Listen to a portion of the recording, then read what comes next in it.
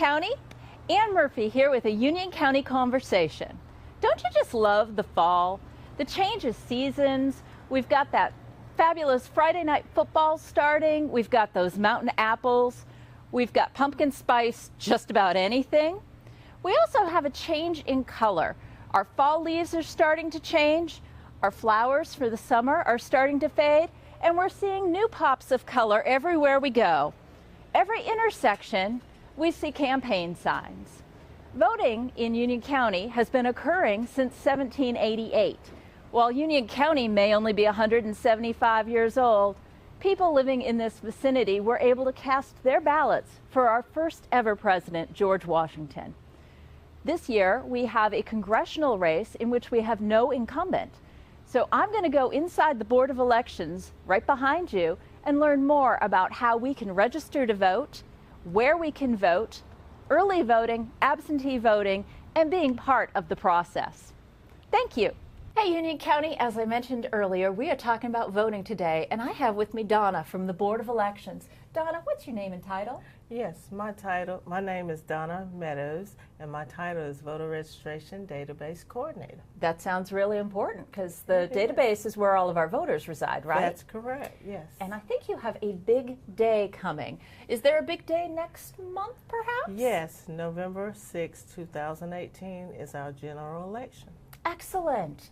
So our general election means we're going to vote for our congressmen, we're going to vote for our county commissioners, and we're going to vote for our sheriff. And we've also got a couple ballot items, if I'm not mistaken. Yes, we have, I think, 4 to 6 amendments for the Constitution on the ballot. Oh, that's wonderful. Wonderful. So how do I know if I'm registered to vote? Okay, you can call our office, Beth, and we can look you up on the system, and we can tell you if you're registered, and we can give you your address. And we also can tell you where you need to vote on Election Day. Wonderful. So now we just discussed what would happen if I knew I was registered to vote and I'd verified I was registered to vote. What if I wasn't registered to vote? First of all, what do I have? Now I have to be a U.S. citizen. That's correct. You have to be a U.S. citizen. You have to reside in the county within 30 days of the election, prior to the election. You would just need to come and fill out the voter registration application. Okay. And then we can get you registered. Now I have to be 18 years old, correct? Yes, you have to be 18 years old. But I can be 108 and still voting. You sure can. Yes, you can. That's terrific. And if you're going to be 18 before the general election or on that day, you also can register and vote as well. That's great. That's great. Now, I've heard there's early voting opportunities. Yes. Do I have to be registered to do early voting? No, you do not. You can Really? register. Yes, you can register and vote at early voting, and that begins October the 17th through November the 3rd. Now, those are Monday through Friday days. Monday through Friday from 7 a.m. to 7 p.m. On those Saturdays, 8 a.m. to 1 p.m. We can vote on Saturdays. Yes. I didn't know that. Well, Yes. that just has improved my Saturday plans. Yes. Now, while I was sitting here getting prepared for our conversation, I saw a couple young ladies come in and they registered to vote, which is always nice to see people getting out and vote and getting their information to vote. They took away sample ballots. Yes, you can also obtain a sample ballot here in our office, or you can go on the website, our website, and you can pull your name up, and you can get your own sample ballot off of the website. How fabulous. Yes. So I can make sure that I've got my candidates, while we're in Union County, it's the same commissioner selection, it's the same congressional selection, and it's the same sheriff selection. But if I have somebody running for something in my town, I'd be able to really know exactly what it is I needed to have information on. That's correct. Excellent. Hey again, Union County. Today I have with me Kristen from the Board of Elections. Kristen, can you give us your name and title for me? Yes, I'm Kristen Jackeman, the Director of the Union County Board of Elections. Thank you.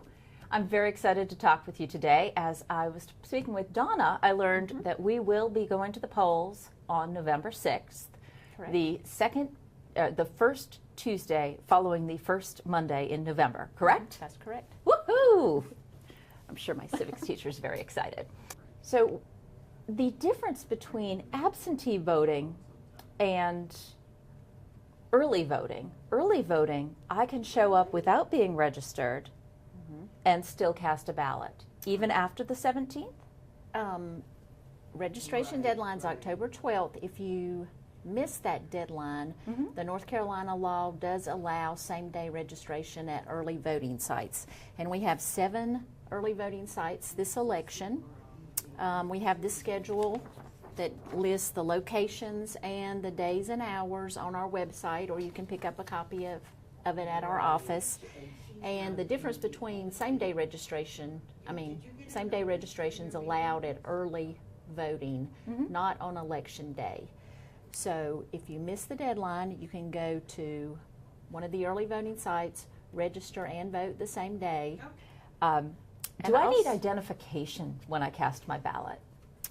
If you are registered and you provided either the last 4 digits of your social or your driver's license number when you submitted your application, we verify that information, and you will not be required to show ID when you vote. If you did not provide one of those 2 forms, first-time voters will be asked to show ID. It's called HAVA ID from the Help America Vote Act. Oh, okay. And it could be your driver's license, government check, bank statement, utility bill that has your current name and address. Or perhaps a passport? Passport, yes. Excellent. Those are a lot of great choices, and most people have at least one of those hanging around that they'll be able to provide. So Yes. if you miss the voter registration deadline, you can still early vote up until, what was the last date one more time? It's the Saturday before the election. It ends at 1 p.m. on November 3rd. So many opportunities. And we also have absentee by mail, and I'll let Candace speak to you, explain that to you, those Excellent. options. We also have Candace from the Board of Elections with us. Candace, what's your name and title? My name is Candace Lopez. I'm the absentee ballot coordinator. Absentee ballots. Yes, Just ma'am. what I wanted to talk about next. How did you know? What's the difference between absentee voting and early voting? Early voting happens between October the 17th and November the 3rd. We have 7 locations, and the individual can come in person and vote inside the enclosure, or they can vote in their vehicle if they need to. Absentee ballot voting is they fill the form out and we send them a ballot in the mail. That's available for people overseas, military, and also any individual in our county that's a registered voter. So when I was in college, I went to a college outside of my home state. I'd receive my absentee ballot, and I would rush to fill it out, and I would get it back in the mail as soon as possible. Are there limits to who is eligible to vote absentee ballot? They just have to be a registered voter. They need to be at least 18, and they can vote from home. They don't have to actually be out of the state, so that's not a requirement for us, but they can. So if they have a student that's went to California to study, they can get an absentee ballot. Their parents can request it for them, or a near relative. Or if your mother or father is aging and perhaps doesn't like car rides, or it is difficult to transport them, this would also be even though they're not leaving the state, they would still be eligible. Yes, they would. Even an individual that's just, maybe they don't like going out in public, or they don't like the lines, they are eligible for absentee voting as well. Well, that's terrific. Very good. So anybody who is a voter is eligible. You don't have to provide a specific reason for No, your ma'am. absentee ballot. No, they just have to complete the proper form, fill in the proper areas. If they miss something, we'll let them know and send them another form to complete. And they just need to get it back to us by October. That was my next question. The request by October the 30th. Okay. And the completed ballot by the 6th, no later than 5 p.m. in our office. Okay. So if I am serving in Afghanistan and I get my ballot and I fill it in, I better get it back as soon as possible to make sure it's Yes, the great thing about overseas and military is they have the option to receive by email, so they can email their request, and then we will email their ballot back to them. And I they, didn't know that was an option. So for those overseas only, there is an email option, Yes. and we do that with Over- secure signatures. overseas and military, so they would print their ballot out, fill it in, and there's several pages they would have to complete. They would sign off on it, attesting that they are who they say they are, and then they would forward those back to us. a great option for those who clearly cannot make it in, but still having the paper ballots for those who are a little closer. Yes, definitely. Wonderful. Thank you, Candace. This is exciting. We've got a lot of opportunity between early voting, absentee voting, or actually going to the polls as part of the rah-rah voting process. Yes. Excellent. Many Thank you. options. Yes, we do. Abraham Lincoln once said that the elections belong to the people and the decision is theirs. So coming up on the 6th, or through early voting or absentee voting, feel free to come out and make your decision heard as part of the electoral population here in Union County. Thank you.